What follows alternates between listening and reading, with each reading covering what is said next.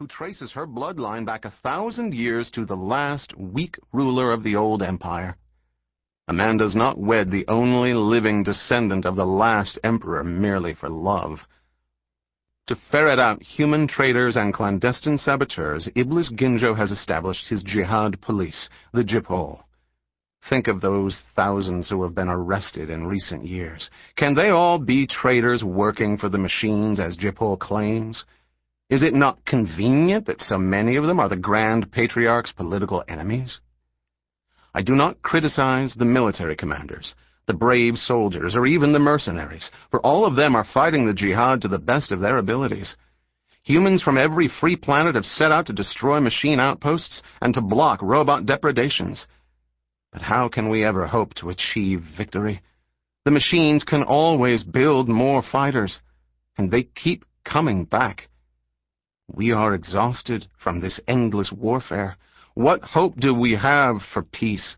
What possibility exists for an accord with Omnius? Thinking machines never tire, and they never forget.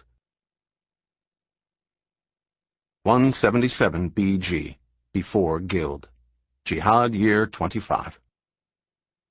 The weakness of thinking machines is that they actually believe all the information they receive, and react accordingly. Vorian Atreides, 4th debriefing interview with League Armada. Leading a group of 5 ballistas in orbit over the canyon-scarred planet, Primero Vorian Atreides studied the robotic enemy forces aligned against him.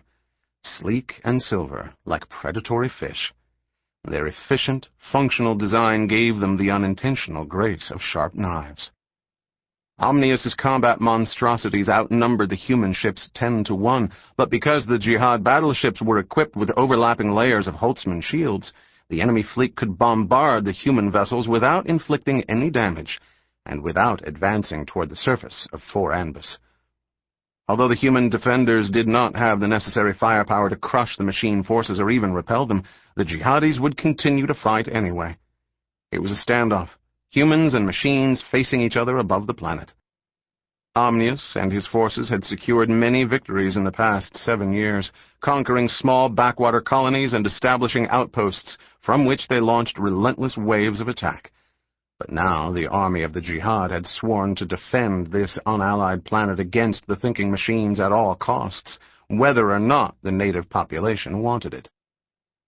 Down on the planet's surface, his fellow Primera, Xavier Harkonnen, was attempting yet another diplomatic foray with Zen Shiite elders, the leaders of a primitive Buddha-Islamic sect.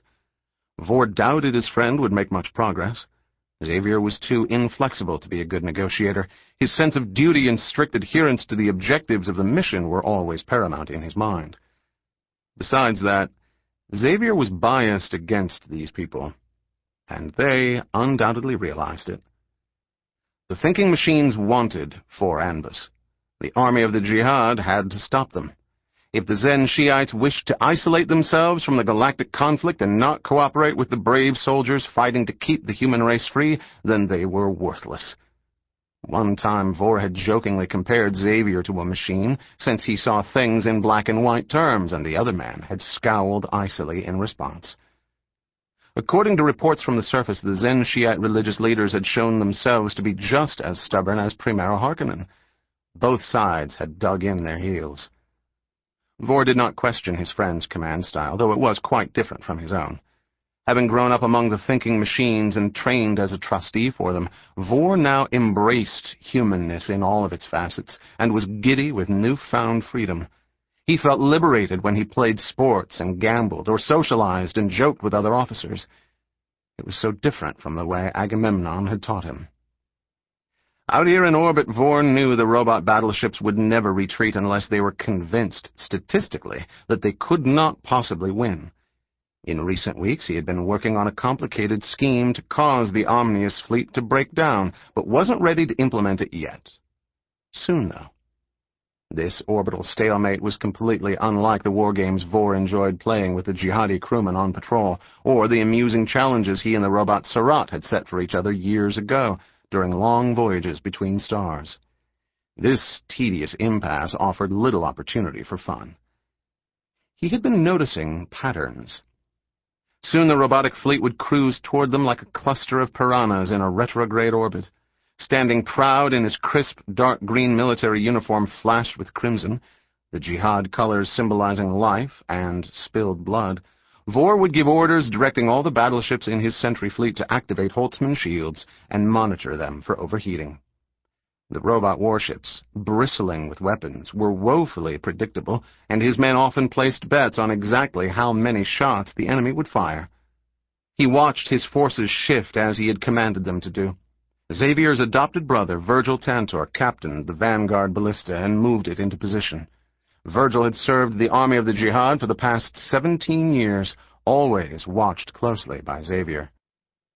Nothing had changed here in over a week, and the fighters were growing impatient, passing the enemy repeatedly, but unable to do anything more than puff up their chests and display combat plumage like exotic birds. "You'd think the machines would learn by now," Virgil grumbled over the comm line. "Do they keep hoping that we'll slip up?" "They're just testing us, Virgil."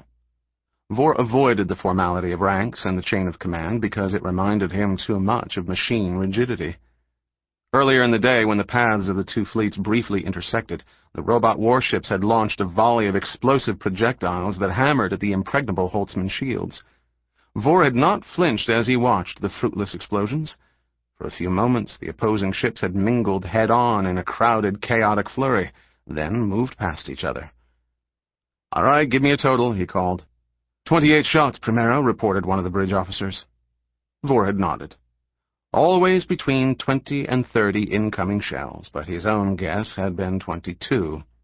He and the officers of his other ships had transmitted congratulations and good-natured laments about missing by only 1 or 2 shots, and had made arrangements to collect on the bets they made.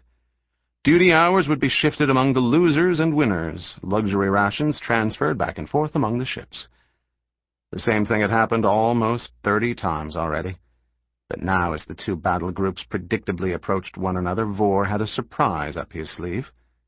The Jihad fleet remained in perfect formation, as disciplined as machines. "Here we go again." Vor turned to his bridge crew. "Prepare for encounter. Increase shields to full power. You know what to do. We've had enough practice at this." A skin-tingling humming noise vibrated through the deck, layers of shimmering protective force powered by huge generators tied to the engines. The individual commanders would watch carefully for overheating in the shields, the system's fatal flaw, which, so far at least, the machines did not suspect. He watched the Vanguard ballista cruise ahead along the orbital path. "Virgil, are you ready?" "I have been for days, sir. Let's get on with it." Vor checked with his demolitions and tactical specialists, led by one of the Gnaz mercenaries, Narrator. "Mr. Narrator, I presume that you deployed all of our mousetraps?" The signal came back. "Everyone in perfect position, Primero. I sent each of our ships the precise coordinates so that we can avoid them ourselves. The question is, will the machines notice?" "I'll keep them busy, Vor," Virgil said. The machine warships loomed closer, approaching the intercept point. Although the thinking machines had no sense of aesthetics, their calculations and efficient engineering designs still resulted in ships with precise curves and flawlessly smooth hulls. Vor smiled. "Go." As the Omnius battle group advanced like a school of imperturbable, menacing fish, Virgil's ballista suddenly lunged ahead at high acceleration, launching missiles in a new flicker-and-fire system that switched the bow shields on and off on a millisecond timescale, precisely coordinated to allow outgoing kinetic projectiles to pass through.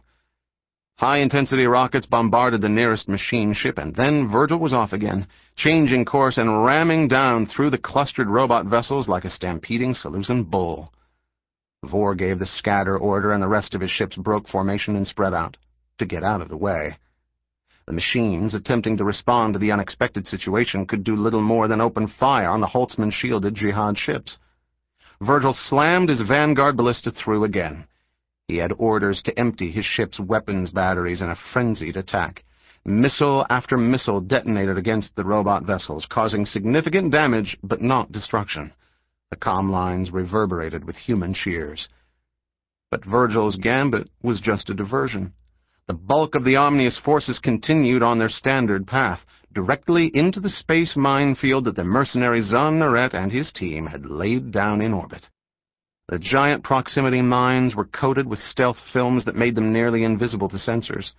Diligent scouts and careful scans could have detected them, but Virgil's furious and unexpected aggression had turned the machine's focus elsewhere. The front two machine battleships exploded as they struck a row of powerful mines. Massive detonations ripped holes through bows, hull, and lower engine sheaths.